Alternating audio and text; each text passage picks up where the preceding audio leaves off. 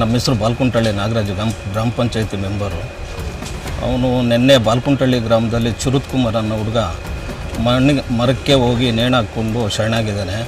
ಅವ್ರ ಪಾಪ ತಂದೆ ತಾಯಿ ಕ್ಯಾರೆಟ್ ತೊಳೆಯೋಕ್ಕೆ ಹೋಗಿ ತಂದೆ ತಾಯಿ ಇಬ್ಬರು ಮಕ್ಕಳನ್ನ ಅವನು ತುಂಬ ಕೂಲಿನಾಲಿ ಮಾಡಿ ಸಾಕ್ತಾಯಿದ್ರು. ಅವನು ಹುಡುಗ ಪಾಪ ಲವ್ ಅದು ಇದು ಅಂತೇಳ್ಬಿಟ್ಟು ಹೆಣ್ಮಕ್ಳಿಂದ ಹೋಗಿ ಈ ಥರ ಇದು ಮಾಡ್ಕೊಂಡಿರೋದು ತುಂಬ ನೋವುಂಟಾಗ್ತಾಯಿದೆ ಎಲ್ರಿಗೂ.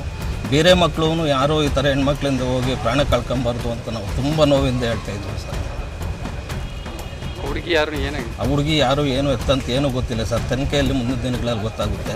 ಅವ್ರು ಮಾತ್ರ ಯಾರೇ ಆಗಲಿ ಅಂಥ ಹುಡುಗನಿಗೆ ಈ ಥರ ಶಿಕ್ಷೆ ತಂದೆ ತಾಯಿಗಳಿಗೆ ಯಾರಿಗೂ ಆಗಬಾರ್ದು ಅಂತ ಯುವಕರಲ್ಲಿ ನಾವು ಮನವಿ ಮಾಡ್ಕೊಳ್ತೀವಿ. ನಾಗರಾಜ್ ಅಂತ.